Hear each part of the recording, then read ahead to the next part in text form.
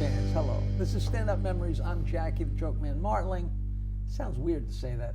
I'm Jackie Martling. This is Professor Peter Bales and our friend Danny Mckenna, a longtime friend who was the manager and the seater and the chief in charge of nothing at Rascals Comedy Club, one of the all-time great clubs owned by the Magnusons in West Orange, New Jersey, the home of, what's her name, the crooner.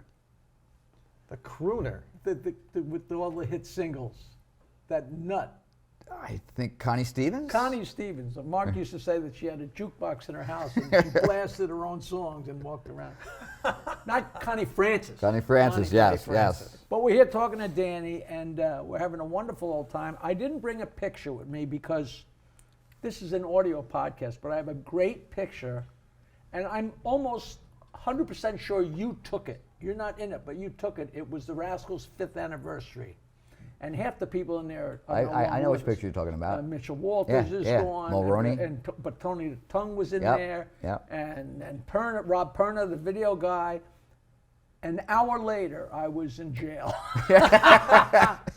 Because it was a big 5th anniversary party. And I said, shots for the band. The waitress brought up all these shots, and all the Jewish guys. Then nobody drank. So I drank all the shots. And then I pulled off the highway in Rye, New York, to take a leak, thinking I'd get off and get back on. But it was one of those exits that isn't right back on. It's get off and then. Yeah. So I was driving down the middle of the road in Rye, New York, with the white line in the middle of the car, so I wouldn't hit anything, and you know. Those now, when you days, did the Rascals Comedy Hour, did you do it with that radio guy at the same time, or did he come in and take over as host? Remember, it was a big radio personality. I think he used to just bring us in and out of commercials. I think you were still the host. Because it got so big, the Rascals Comedy Hour, after a while. Tina was the one. She brought us in and out of commercials sometimes. Christina Lang in the Fan Highway Patrol. Right. There was no famous DJ at that time. I only did it for 2 years, but it was great fun. Wow. Paul Veneer. The Swinging Johnsons, baby. Right, either the Paul Swinging Veneer Johnsons. or the Swinging Johnsons or Jake Thomas. The band was terrific, the Swinging Johnsons. What a great name for a band. This is Stand-Up Memories. Perfect name. Now, do you know that show, I think it was 9 years, and literally never had a repeat. Okay, it ran on that local cable station on Channel 3. Channel 3 without a repeat. Yeah, I don't think there's another used show to say, in I history. saw you on HBO. I saw you on HBO. I'm like, no, you didn't. You saw but who owned those videos, those shows? Who owned those shows? It was a combination. It was 50% Perner and 50% Mark. Oh, he still owns all of them. I think he's Well, sold no, what happened 5 was, times, what happened was when Rodriguez wound up going bust and everything, a bankruptcy attorney called me and was handling the bankruptcy for Rodriguez. And he said to me, what's the story with the tapes? Are they worth anything? You know, and I'm sitting there going, I got a chance to buy these back through the bankruptcy, you know, but the reality was they really weren't worth anything. But you could have seen Rosie O'Donnell as a teenager. No, what happened Who else was on that? Everybody was on there, but what happened was we tried to release a Chris Rock tape, okay? And as soon as we tried to sell it, I think online, his lawyers came out and said, cease and desist, you can't sell it. It doesn't work like that, right? No, we could because you guys always signed an open-end release. So we said, no, we got an open-end release contract here. And they said he was only 17 when he signed it. He wasn't, but that's what they said. Right. But it was going to cost us $20,000 in court fees in order to fight this. We weren't even going to make $3,000 on selling a tape. So you know if you ever tried to sell a Rosie tape or a Ray Romano tape, the same thing was going to happen. Right. You're going to hit a brick wall. I actually took those tapes, me, Perner, took them to Sirius Satellite Radio when they first started and tried to sell them to them, not wholly, just to use every here and there. And we came up with some crazy price, and they just left us out the door. Well, those tapes have got to be incredibly valuable. But I don't know, because I think Sirius, I remember them telling me that you wouldn't believe how much content is really out there with that same kind of signed contract. Everybody that ever ran a tape. You know, that guy that came in to take over, I remember. Rodriguez? I distinctly remember one night after the Rascals Comedy Hour, after my show, Mark said, Jackie, you want to meet the guy that's going to put you on national television? and he introduced me to that guy, and I swear to you, you know, you have a gut. I Everybody shook had hands that with gut. the guy. In my mind, it was, you better count your fingers. Yeah. And like 2 months later, Rascals was a bank. Yeah. You know what I mean? I don't mean a bank of money. Yeah. I mean it's torn down. Right. I such- tell people, I go, I still go there every single day. I walk in, I tell the customers to be quiet, and I ask the teller for a Heineken. That's hysterical. Jackie, this guy, and you know this, made Rascals run. You were so nice, beyond nice, to certain Not road. necessarily, Well, but, you you helped know. road comics get through the day sometimes, get through the show. Oh, yeah. Because, let me just say a name to you. Legendary, extremely funny road comic John Fox. How did you handle him? How did you get him on stage for a show? He was never really that drunk prior to a show or anything. Okay. I did see him ruin one show one time for being too drunk on the airplane. But He it drank the whole way. was an exception as opposed to a rule. Correct. But still, I stopped him from drinking before any show. He was not allowed to have a drink. He said, I need a shot and a beer before I go up. He goes, that's all I'll take. I says, I'll entitle you to that. But the whole entire staff and out the whole building knew he was not allowed to have a drink because he tried to go everywhere to get one. So he'd come running up to me all the time, go, come on, I'm on, man. I need my shot and beer. I need my shot and beer. And I'd go like this. I go, no, you're not getting it yet. Right? Such a So one time we go up to the bar outside, and he's like, come on, give me my drink. The bartender's looking at me going, can I give him his drink? And I'm going like this. You can give it to him now. And then one time I'm in the office and he's begging me, come on. He goes, I go ahead and have your drink. He goes, the bartenders won't give it to me unless he's out there to say it. So I signed a piece of paper that says to the bartenders, give John You Bob gave him the a hall drink. pass. I gave him a hall pass. You know what he did? He went to the copy machine. He went, went to the copy machine and he copied it like 10 times, and now he had them in his pocket and went up to anybody. Oh, with that's this. incredible. But Jackie's right. You know, 99.9% of the time, everything's working great. But I mean, when it goes wrong, it really goes wrong. You know what happened to me one? Tony, there was a guy. Was he Messina's partner? Tony. But Tony worked for Messina. Tony Right. Camacho? Yeah. Tony You Camacho. called him Tony the Tongue before. We should explain. It was a guy. He had a tongue that amazing. looked like a This is huge amazing. piece of hamburger. And It's a cow tongue. Tony Camacho, and he was. Yeah. He worked for Messina. I thought maybe they weren't. No, he Messina. worked for him. But he was covering Rascals, or for whatever reason he was there, and I'll never forget this because I was on stage, and I was really picking on the people. They must have been heckling me a little, and I was picking on the people. Like Rascals had banquet tables, and right in front of me was a banquet table with all these people, and I'm harassing them, and breaking chops and busting balls, and all of a sudden my fake tooth flew out of my mouth and landed right on the table in front of them between these. And all they had to do was go, you jerk, and go like that. I would have been screwed. And I just like kind of look at them and just took the tooth and put it back in. I didn't know what to do. And Tony comes up on stage and he turns me around. He's got crazy glue. I'm like, I'm not putting crazy glue. What are you, an idiot? That was the fun. You know, my tongue would still be stuck to my That tongue. was funny. Messina was a really nice guy towards me when he left. I mean, now he's out in California. He's got Drew Carey, and he's got Tim Allen, right? And my cousins wanted tickets for Drew Carey in Atlantic City, and he was sold out. And this has been 4 years since I've ever seen or talked to him. So I call his office in California because I want to get tickets for Drew Carey. And the secretary says, hold on. He picks up the phone within 30 seconds. He says, hey, Danny, how you doing? Rascals, 731-1111. Here's the phone number just like this. He goes, what do you need? I said, I need 4 tickets. He goes, I'll call you back in 5 minutes. He calls him back in 5 minutes. Says, tickets are in your name, 4 name. 4 tickets in your name. Great, right? Now, who is Kevin James's agent, manager? Jeff Sussman. Jeff Sussman. Exact opposite. So I'm trying to get tickets for Kevin James in Vegas for just 2 tickets. And I was friends with Sussman when we were working together. And I'm trying to get 2 tickets. He's never even answering the phone call. Secretary says, busy. Sussman was you at the East Side. Correct. So, right. but now he won't even take my call, okay, in California. And I swear to God, I probably tried to call him at least 3 or 4 times, looking for 2 tickets for Christ's sakes. Won't take my call. Finally, I said to the secretary, I went, "Would you tell him Messina answers my calls?" That's hysterical. And he calls me back and couldn't help me. He couldn't help. Couldn't get me 2 tickets. Wow. I was like, what a difference between him and Messina. You know? But backstage. Now, did you have a lot of people calling you for tickets ever? For big gigs that you were going? You know, yes and no, but like I was always in a weird situation. Like very often, I wasn't working local so much. Like when the Stern Show got hot, I wasn't a big comic, but I was a comic on a big show.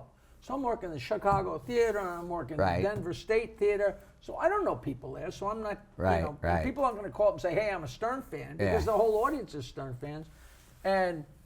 And local people don't call. I know I've heard people say Ray Romano will not do a gig on Long Island because the phone calls don't stop. Right. You know, it's not only can I have free tickets, can you get me in? It's sold out. You know, like I did a show the other night and it was a small place, like 150 seats, but it was sold out. And my buddy calls me up and says, "Hey, they're sold out." I said, "Well, why wouldn't you assume that maybe I was going to sell a few tickets and get them a week in advance?"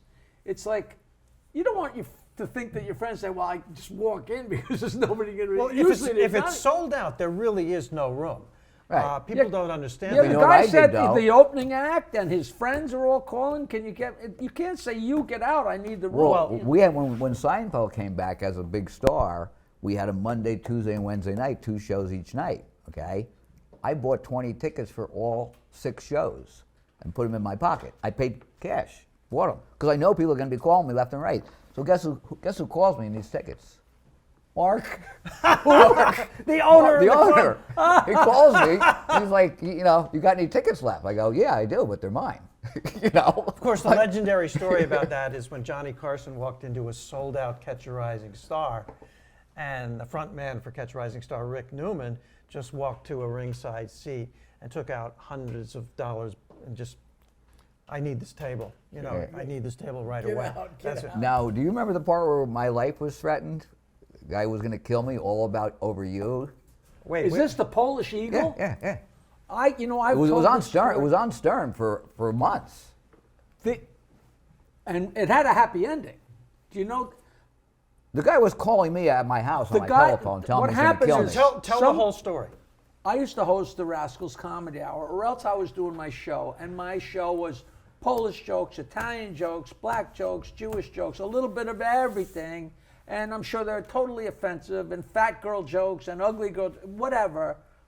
But it was a potpourri of everything, and that's just what I did. And I laughed, and people had a great time. But these people, a couple Polish guys must have come, and One there was guy in particular. a group called the Polish Eagle, and he must have gone back to his gang at the Polish Eagle Right. and said, "This guy tells horrible jokes. All he does is And he tell misquoted Polish those jokes, too. about the Pope and about crap in the Pope's hat and all this stuff like that." So they had an actual, I guess a newsletter, but it was on mimeograph. Remember when you went to It was church? a, and flyer that got sent to people's houses. the mimeograph that was like purple and it smelled like Oh, alcohol. you could get high from that. Yeah, and it was the Polish Eagle, and I said, "We shut down Joan Rivers. We're going to shut down this Jackie Martling. He's so disgusting and so disparaging." I got about 100 letters sent to me at Rascals saying, we're proud Polish Americans. Could you cancel Jackie's upcoming And show? I got a hold of somebody there and said, "Do me a favor, just come to a show. Come to a show and see what you're thinking." Like 5 of them came, or 8 Well, of them no, came. here's the thing, though. This guy was calling me at my house, telling me he's going to kill me. See, the now I don't first think time I was privy to that. He was calling me and actually telling me my address, my car that I drove, the license plate on my car, everything, and telling me he's going to kill me. Okay. And The first- night, no, first- listen. This is getting all talked about. Go ahead. First, Danny said, "Which comic are you?" Right. No, So- but this is an audience person. So Like- this guy's telling me he's going to kill me. Okay. And a lot of people were more worried than I was about this. And Howard's talking about it the whole entire time. And Jackie's show was coming up, and they're all saying they're going to protest. They're going to be there and protest. Well, the night of the show, I get there, and one of my cop friends walks up to me and says, "You want my bulletproof vest?" And I'm thinking, Really? Wow, I wasn't that scared about this, But these 5 people came in and they watched the show, and at the end of the show, they came up and said, "That was the funniest show we ever saw. You hit on everybody." yeah, but listen to this. This was pure Jackie, and I swear to God, it was fucking brilliant. I don't know if you planned on it or not, but it's been going on for months. Howard's talking about, they all want to protest and not have Jackie, this and that. He's talking about Howard Stern from the Howard Stern radio show. I'm sure people know that, but just in case. So, the night of the show, there was no protest or anything, right? And Jackie gets up on stage and goes, "Folks, I just want to let everybody know here right now, if I offend anybody in this room for just this much, you're entitled to go upstairs and get a full refund." Oh shit, the Jews are up there already. Did I say that? That was your opening line. It was fucking perfect. It was absolutely perfect. Well, way to smooth things over. Boy. I just know that they came up and they were like, it was equally offensive to everybody, and it was so funny, and it was there's no problem here, and the whole thing just went away. Yeah, but I didn't it know just it went had away. grown to that. I knew there was a couple of newsletters worth, but I guess between newsletters there was a lot of. Well, it was brouhaha. funny because one night, it was a Sunday night, he calls me, it's like 9 o'clock at night. And he tells me, "Dan McKenna, I'm going to kill you. I'm going to kill you." And I swear to God, at this point, I was so tired of this shit, I went, "Hey, listen, buddy, I'm home by myself right now." I go, "Why don't you just come over now and get this over with, okay? I'm a little tired, all right? I'm all here by myself. Come on over and do it now." And I hung up and we never heard from him again. Did you ever know who it was? Who the guy? No. But it was I still have among my souvenirs that mimeograph. It's probably faded by now, but the mimeograph thing with and it's like out of maybe 3 or 4 columns, it's like 2 or 3 columns of what he did wrong, what we're going to do to him. In a way, I'm kind of jealous of you guys. Yeah, nobody kicked him. Nobody Wanted to kill you. Nobody has ever wanted to kill me, and I've never had a protest at one of my shows. I haven't been famous enough that somebody wanted to kill me. After the thing with Will Smith, I don't know about, everybody's like, "Hey, did anybody ever accost you or come up to you?"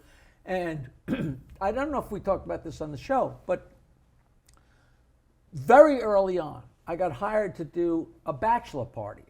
And I don't know about you, but on Long Island, my friends didn't have bachelor parties. When somebody's getting married, it didn't exist, like having strippers and all that stuff. It was a foreign thing to me. So I made Red McCready come with me, and it was a place called the Billy Who in West Paterson, New Jersey. And we go, and at this time, I was still sitting on my amplifier, playing the guitar and telling jokes. This is very early on, but it was like $75, which I still remember because that was a lot 3 of money. times what I was, That was so a I'm lot going to of drive all the way to Squirrelwood Road in West Paterson, and I'm sitting on my amp, and there's like 12 guys or 20, whatever it was, in a ring, standing there. I'm playing my guitar and telling dirty jokes, and I'm like insulting them here and there, but like this, I'm not looking at anybody. And I said something, and this huge guy comes through them and grabs me and bent. It was like it just happened yesterday.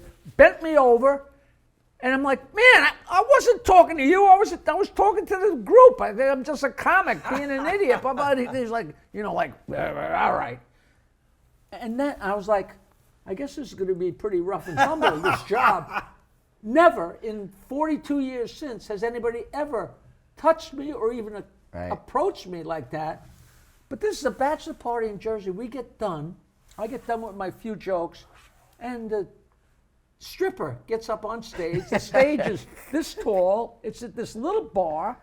She strips naked, blah, blah, blah. She brings up the groom and lies him on the floor, strips him, and goes down. I'm sitting there, his father's here, and his future father-in-law are here, and then she takes the father, and then she takes the father, does one after the other. And I'm like, I can't, I feel like I'm in a Fellini movie, and then the entire group of guys is lined up at the bathroom, and one at a time. Yeah.